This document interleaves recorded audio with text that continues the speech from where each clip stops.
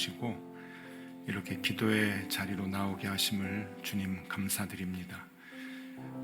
우리의 기도를 하나도 외면치 않으신 신실하신 주님을 오늘도 의지하여 주님과 대화하기 위해서 이 자리에 이렇게 나왔습니다. 지난 2년간 신실한 교우들의 기도를 들어주셔서 교회를 좋은 곳으로 이전케 해주셨습니다. 이제 내일 이전 감사 예배 드리는데 우리가 마음을 모아 진실한 마음으로 주님께 감사의 고백을 드리는 예배가 되게 하여 주시옵소서.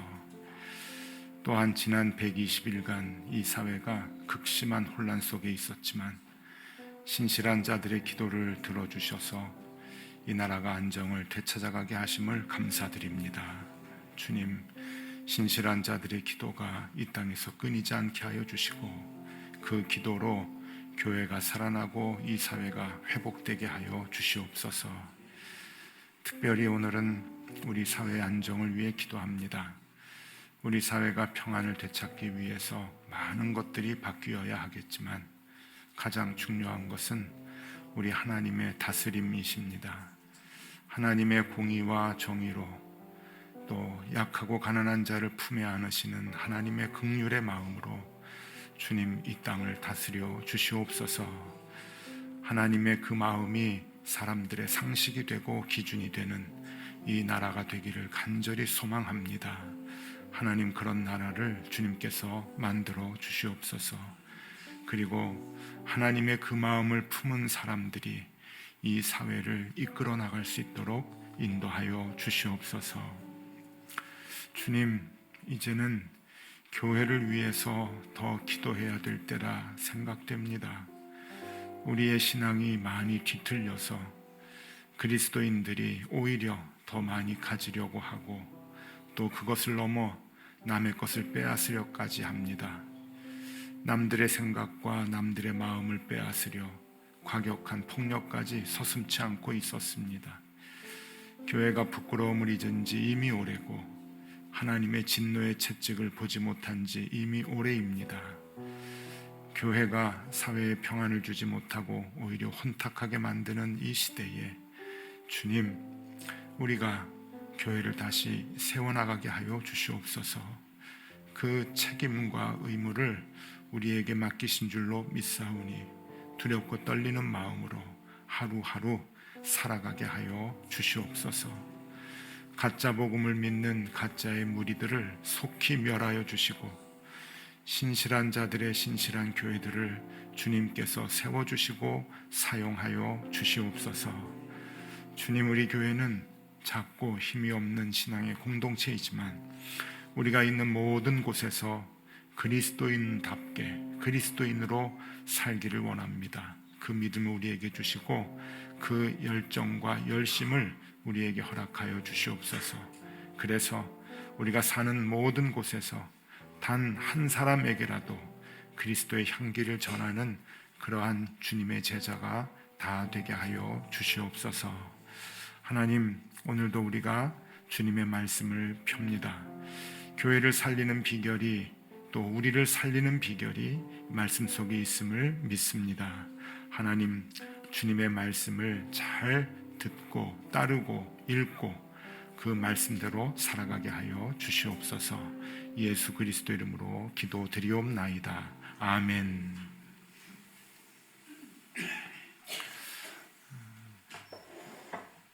하나님의 말씀 같이 보겠습니다. 누가복음 19장 11절에서 27절까지입니다.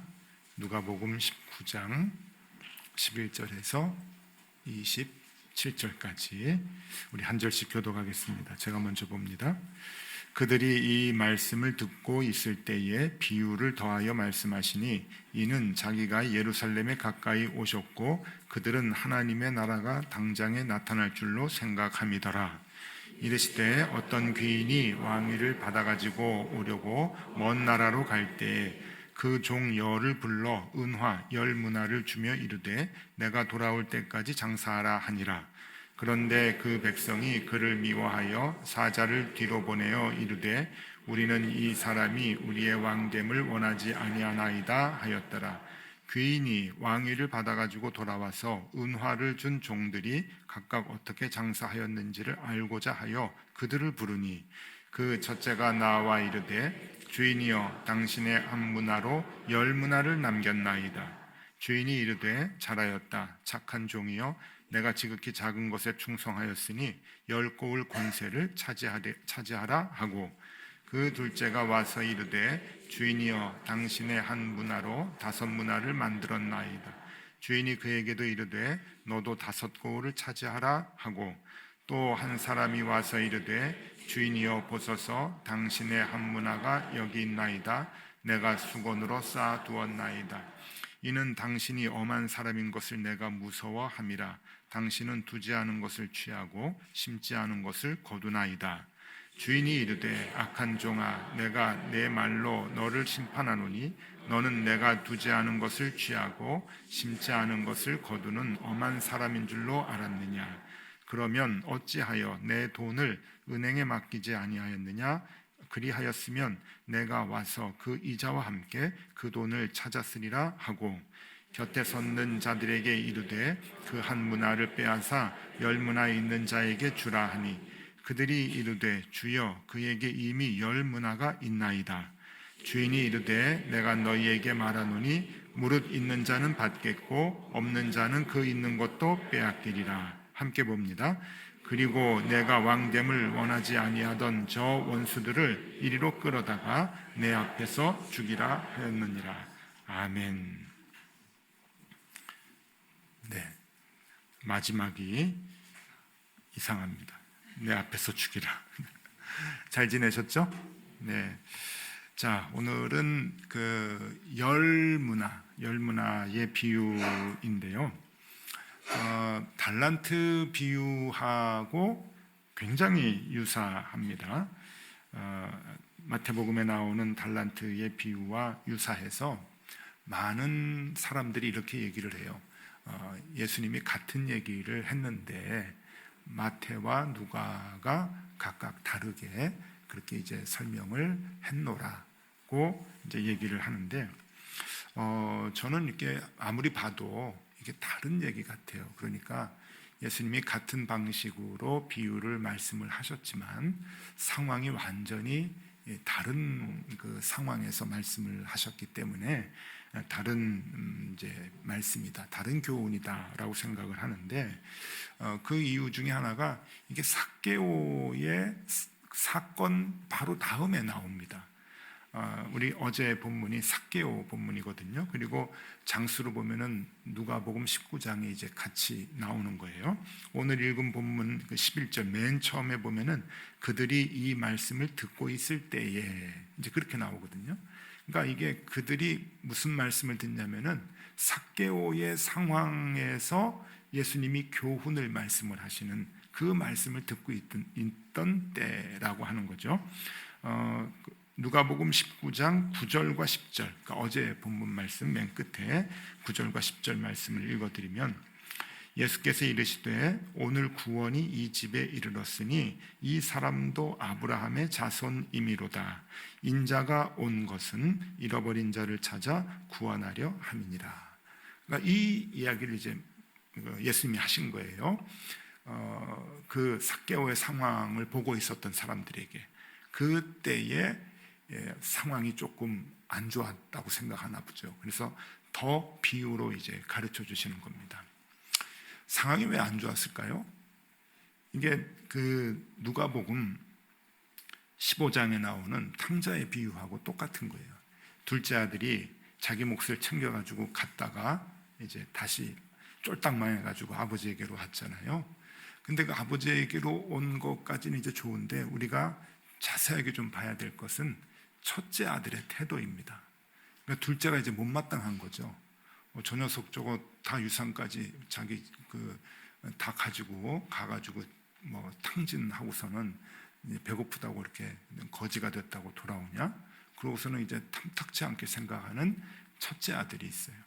그러니까 이 첫째 아들에 대한 교훈도 그 안에 있는 거거든요. 이 첫째 아들이 이제 유대인들이란 말이에요.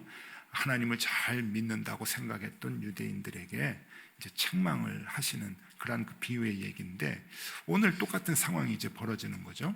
삭개오는 매국노입니다. 그러니까 유대인이지만은 유대인들 사이에서 봤을 때는 저거 어떻게 하든지 좀 이렇게 없애버려야 되는, 제거해야 되는 민족의 반역자, 뭐 이런 그 마음을 갖고 있는데 겉으로 힘은 센 사람이니까, 권세 있는 사람이니까 말은 못하고 속으로 부글부글 끓고 있는 그 사람이 삭개오잖아요. 뭐 세리장이니까. 그런데 이상한 일이 벌어지는 거예요. 예수님이 오늘 너희 집에 구원이 이르렀다. 그러고 그 집에 가가지고 이제 먹겠다. 그러니까 이 유대인들이 뿔딱지가 나는 거죠. 화가 나가지고 어떻게 저런 사람이 구원을 받을 수 있느냐라고 얘기하고 있는 그 상황이에요. 그 상황에 지금 이제 열문화에 대한 이게 비유를 얘기를 하시는 거죠. 그러니까 그 상황과 이 문맥을 생각을 하면은 이게 이제 뭘 얘기하는가 하는 것을 우리가 더 쉽게 이제 접근할 수가 있고요. 그다음에 또 하나, 이게 달란트하고 아주 다른 이야기다라고 하는 그 이유는 지금 이 상황이 예수님께서 그 당시에 유대인이라고 하면은 누구나 알고 있는 그 시대의 사건을 예를 들고 계시는 거예요. 그냥 이야기를 꾸며내는 게 아니라 12절에서 14절 보겠습니다. 12절, 13절, 14절 제가 읽어드릴게요. 이르시되 어떤 귀인이 왕위를 받아가지고 오려고 먼 나라로 갈 때에 그 종 열을 불러 은화 열문화를 주며 이르되 내가 돌아올 때까지 장사하라 하니라. 그런데 그 백성이 그를 미워하여 사자를 뒤로 보내어 이르되 우리는 이 사람이 우리의 왕됨을 원하지 아니하나이다 하였더라. 이게 지금 우리는 이게 예수님이 뭐 이런 얘기를 지어서 이렇게 쓰셨나 생각을 하지만 이게 유대인들은 그때 누구나 다 아는 당시의 사건이었어요. 예를 들어서 우리가 한국 사회에서 뭐 얘기를 할 때 한국 전쟁에 대한 얘기를 한다든지 뭐 4.19 혁명이나 뭐 5.16이나 뭐 이런 걸 이제 얘기를 하면 우리는 다 알잖아요. 이제 그런 거하고 이제 마찬가지인 거예요. 예수님이 태어나시고 나서 이제 얼마 안 돼가지고 그 헤롯 왕이 이제 죽게 됩니다. 헤롯 왕이 이제 죽으니까 그 이제 자식들이 이제 왕이 돼야 되는데 아들이 셋이 있었거든요. 근데 이게 누구에게 물려줘야 좋을지 이제 모르는 거예요.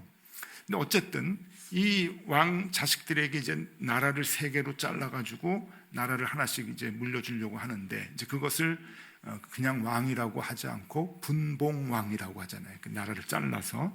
그래서 그 아버지 왕을 헤롯 대왕이라고 얘기하고 그 자식들은 셋이 있는데 분봉왕이라고 얘기를 하는데 그 왕이 되기 위해서는 뭘 해야 되냐면은 로마에 가서 황제에게 승인을 받아야 되는 거예요. 그래서 이 자식들이 아버지가 죽은 다음에 이제 로마로 갑니다.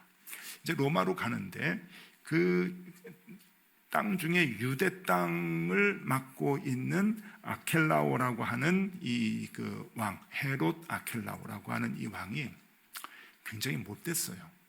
아주 잔혹하고 자기에게 반대하는 사람을 한 번에 3,000명씩 죽이는 이제 그러한 그 사람이었는데 유대인들이 너무너무 이 사람이 왕이 되면 안 된다 해가지고 사절단을 만들어서 몰래 로마의 황제에게 보냅니다.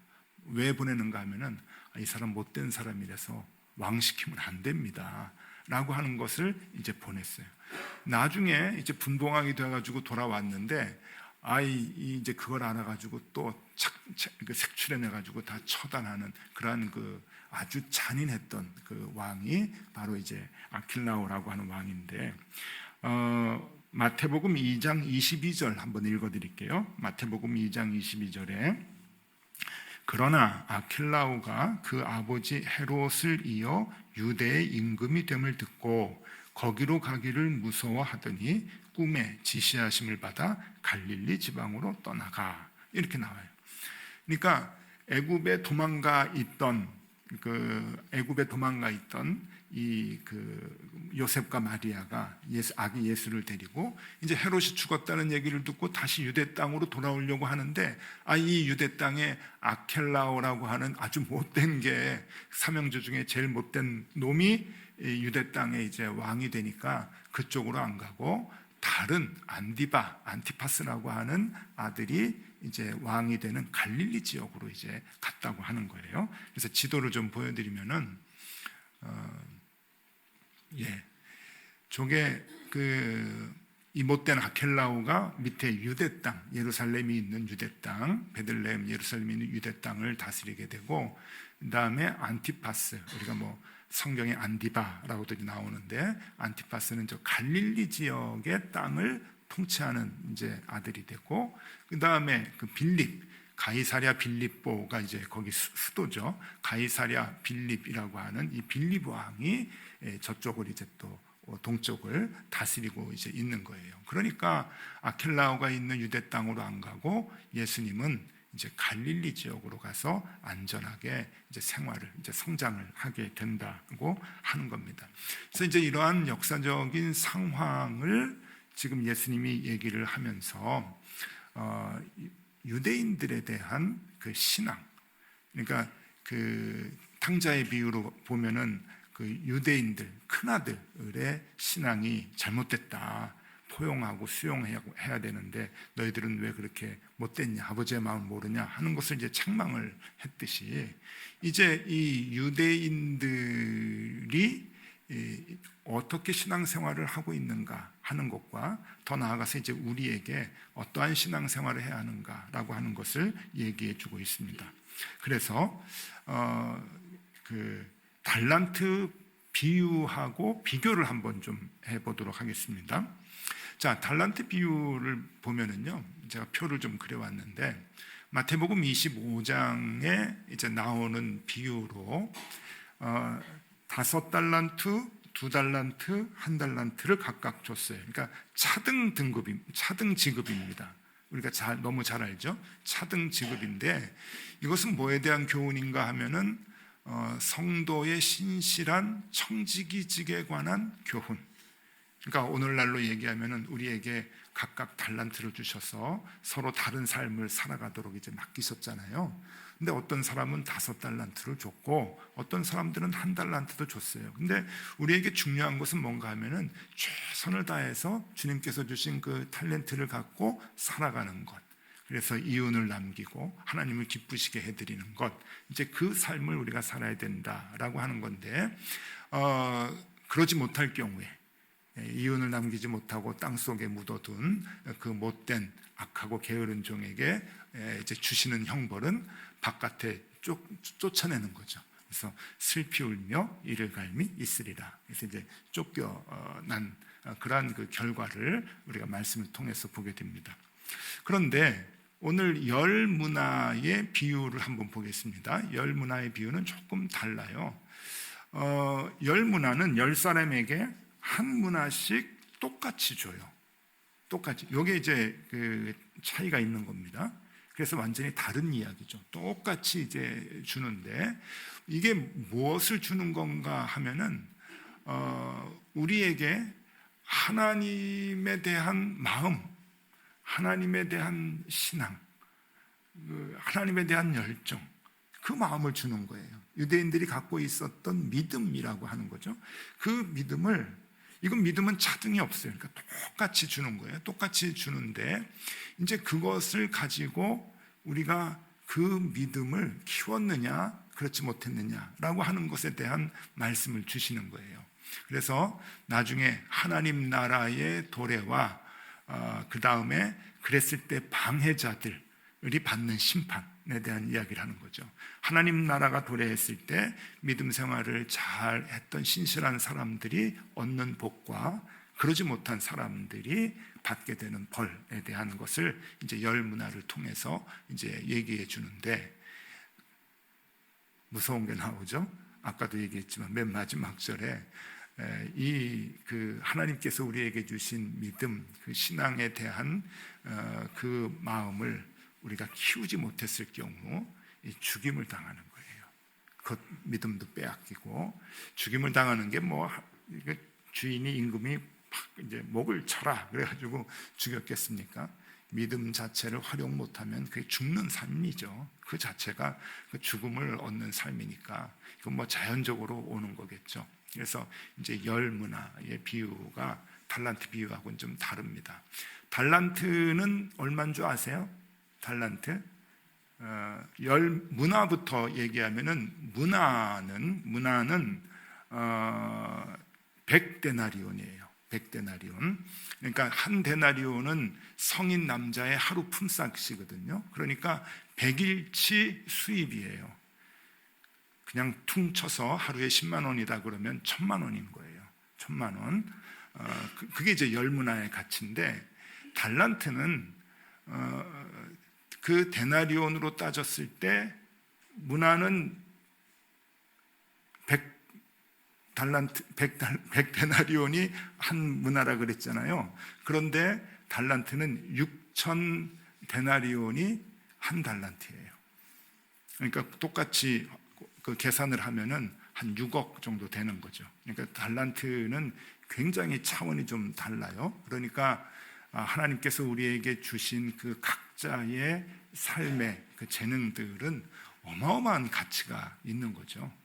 그것은 한 달란트나 5달란트나 차이가 있는 게 아니에요. 그만큼 크다라고 하는 것을 얘기해 주는데, 이 열 문화는 그냥 1000만 원 정도, 그 정도의 이제 가치를 갖고 있는 이제 것들을 이제 우리에게 이제 한 사람에게 똑같이 주셨다. 10사람에게 똑같이 주셨다. 이것은 여러분, 우리 각자에게 있는 하나님에 대한 열정과 마음은 똑같다고 하는 거예요. 그 믿음을 하나님께서 이제 똑같이 주셨는데, 여기에서 중요한 것이 뭔가 하면은 우리 두 가지 좀 생각해 보려고 해요. 첫 번째는 은혜를 사모하는 자들이 받는 삶이 무엇인가? 은혜를 사모하는 자들. 그러니까 이 열 문화를 이제 가져서 열심히 이제 장사를 했는데 한 문화를 받은 거죠. 한 문화를 받아서 열심히 장사를 했는데, 어떤 사람은 그 10개를 남긴 거예요. 10배. 그리고 또 어떤 사람은 그 5배를 남기고, 이제 이렇게 이제 그 이윤을 남긴 사람들이 있는데, 이것은 뭘 얘기하는가 하면은 은혜를 사모하는 자들의 삶이 얼마나 풍성해지는가 하는 것을 얘기해 줍니다. 16절에서 19절까지 조금 긴데요, 우리 같이 한번 읽어볼까요? 16절에서 19절까지입니다. 그 첫째가 와 이르되, 주인이여 당신의 한 문화로 열 문화를 남겼나이다.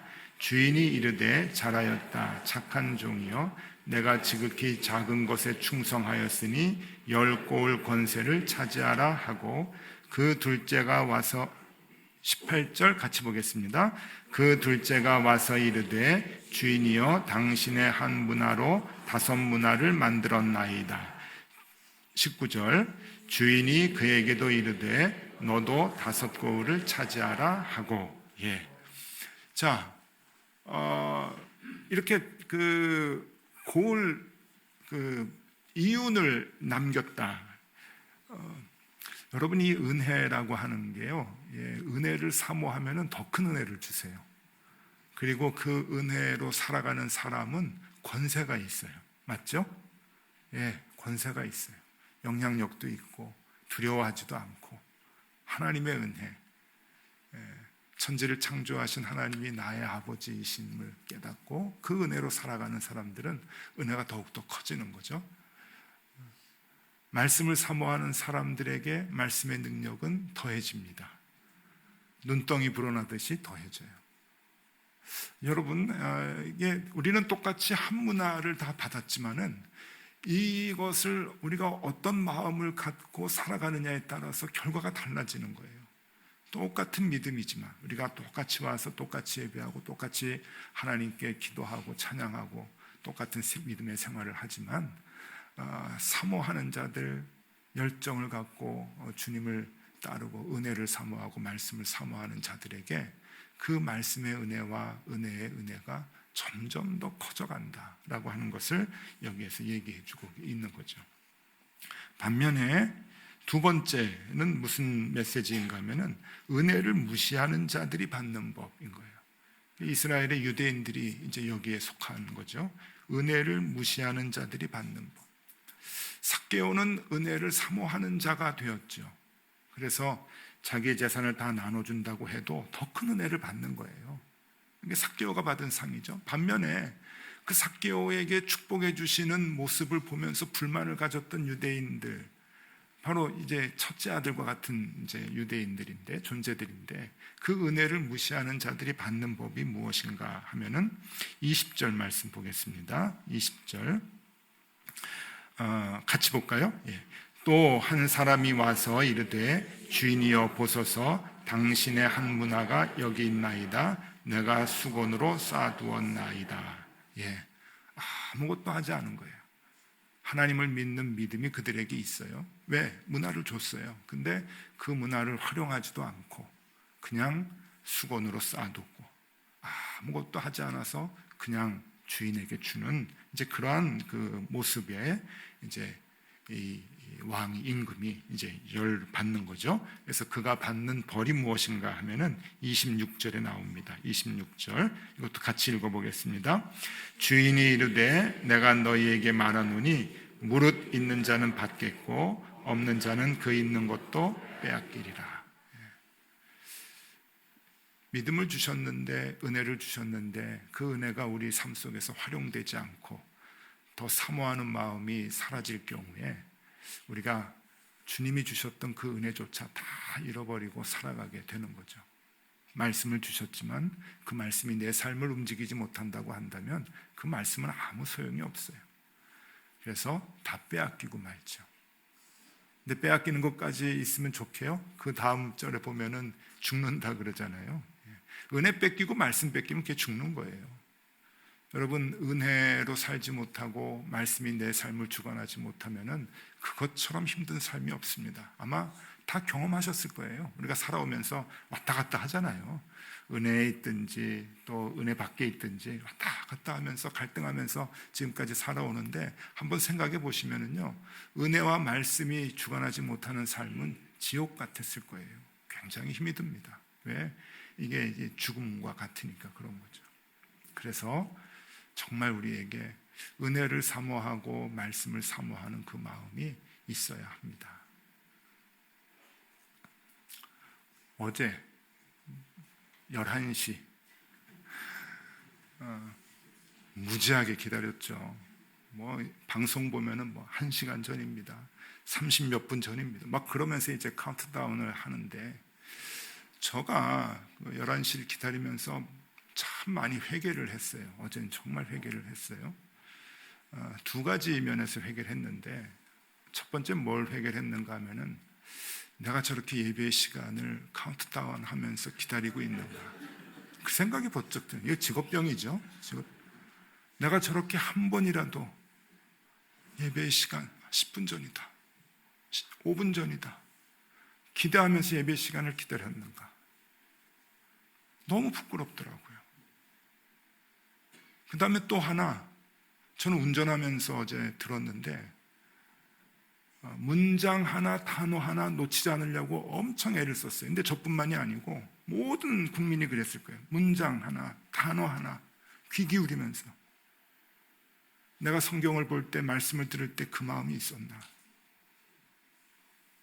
하나님의 말씀을 그렇게 소중하게 생각하고 이 문장 한 문장, 이 단어 하나, 나에게 생명을 주시는 이 단어 하나. 그래서 제가 그 판결문을 듣고서 이제 눈물이 핑 돌았는데, 좋아서 돌기도 하지만 제가 너무 이게 신앙생활을 잘못해 왔다고 하는 게 이제 깨닫게 된 거예요, 그거를. 그래서 어제는 저에게 이제 많은 이제 교훈을 주었던 하루였던 것 같습니다. 여러분 어떠셔요? 예배 시간이 카운트다운 되십니까? 이건 코로나 때문에 예배 자세 다 망쳤죠. 그죠? 누워서도 예배 드리고, 피곤하면은 온라인으로 핸드폰 켜고 예배 드리고, 다시 회복돼야 됩니다. 깨끗하게 옷을 입고 예배당에 나와서 바르게 앉아서 예배 드리는 것만이 참된 예배는 아니에요. 그걸 얘기하려고 하는 게 아니에요. 그러나 하나님을 만나는 것에 대한 간절한 기대가 있는가, 은혜를 우리가 사모하며 살아가고 있는가 하는 자세잖아요. 그 마음이 우리에게 있는가. 하나님의 말씀을 읽을 때 한 문장 한 문장 되새기면서 이 말씀이 나를 살리는 거구나, 나를 죽이는 거구나 하는 그 마음으로 이 말씀을 대하고 있는가. 여러분, 이 세상의 모든 사건들은 그걸 통해서 우리에게 하나님이 교훈을 주셔요. 그러니까 이번에도 우리에게 이러한 큰 교훈을 주시지 않았나 생각을 합니다. 자, 오늘 이 열문화의 비유의 말씀을 보면서 은혜를 사모하는 자들이 받는 상, 더 큰 은혜, 더 큰 은혜, 그것이 상이고, 은혜를 무시하는 자들이 받는 벌, 받은 은혜까지 다 빼앗긴다. 우리가 이 땅을 살아가면서 우리 주님을 사모하고 주님의 은혜를 사모하고 하나님을 사랑하고 하나님의 말씀을 사모하면서 그렇게 살아가면 좋겠다 생각을 하고요. 여러분, 오늘 기도하실 때 나에게 그 은혜를 회복시켜 주십시오. 여러분들에게 드릴 말씀은 아닙니다. 이렇게 새벽에 나와서 하나님께 기도하고 말씀 보려고 하는 분들은 은혜를 사모하는 분들이 맞죠. 여러분들께 드릴 얘기는 아니고, 항상 그렇잖아요. 일찍 오지 않고 결석하거나 늦게 오는 애들인데 그 애들 없는 데서 일찍 와라 그러고 빠지지 말라 그러고, 그런 것처럼 우리 모든 그 교우들, 우리 그 그리스도인들이 정말 은혜를 사모하면서 살아가면 좋겠고, 하나님의 말씀을 붙들고 살기를 애쓰면서 그렇게 살아가면 참 좋겠습니다. 오늘 그 기도 하시면 좋겠고, 또 기도 제목 하나 부탁드리면, 우리 사회가 아직 다 문제가 해결된 건 아니에요. 앞으로도 더 안정될 수 있도록 많이 기도를 해 주셔야 됩니다. 그래서 차분하게 이 어려운 그 시기를 잘 지나서 다시금 안정된 사회가 될 수 있도록 그렇게 나라를 위해서, 사회를 위해서 많이 기도해 주시면 감사하겠습니다. 우리 찬양 같이 할까요? 우리 일상 찬양하고 기도하겠습니다.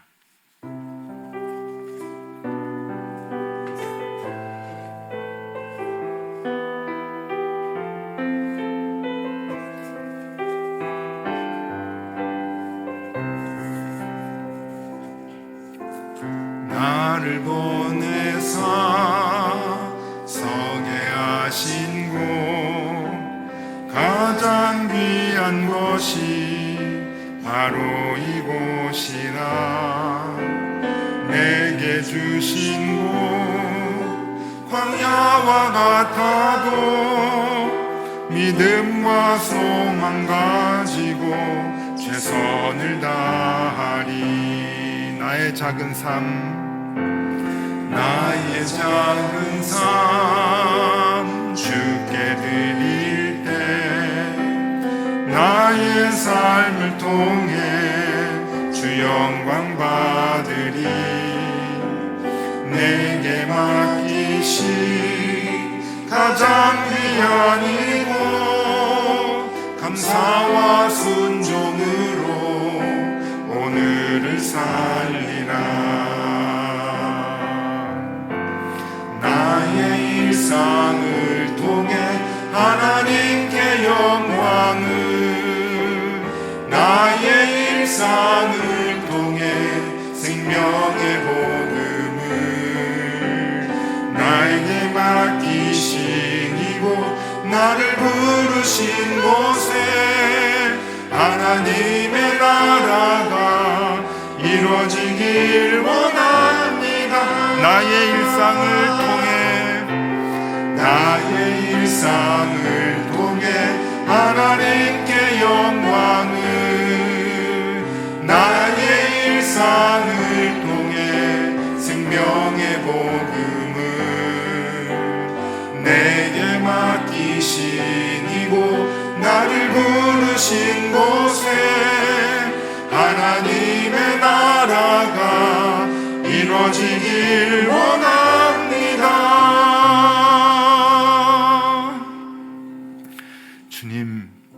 주님의 은혜가 없으면 우리는 하루도 살 수가 없습니다. 주님 은혜 사모하게 하여 주시옵소서. 더 사모하게 하여 주시옵소서. 은혜로 살게 하여 주시옵소서. 은혜로 살고 있음을 깨닫게 하여 주시옵소서. 주님의 말씀이 없으면 우리는 하루도 살 수 없습니다. 매일매일 말씀을 붙들고 살게 하여 주시옵소서. 주님의 마음을 품고 살아가게 하여 주시옵소서. 말씀이 지시하는 대로 따라가게 하여 주시옵소서. 말씀과 평생 동행하는 우리가 되게 하여 주시옵소서. 그 은혜와 그 말씀이 내 삶 속에서 더욱 풍성해져 많은 사람들에게 주님의 은혜와 말씀을 전하며 그렇게 살아가는 우리들이 될 수 있도록 주님 도와 주시옵소서. 가정에서, 일터에서 내가 만나는 모든 사람들에게 주의 은혜와 주의 말씀을 증거하며 살아가는 우리가 되게 하여 주시옵소서. 지금은 우리 구주 예수 그리스도의 은혜와 하나님 아버지의 크신 사랑과 성령님의 교통하심이 높은 뜻 덕소교의 모든 교우들 머리 위에와 또 이 자리에 나와 함께 예배하는 우리의 자녀들 위에 언제나 함께 하시기를 간절히 축원하옵나이다. 아멘.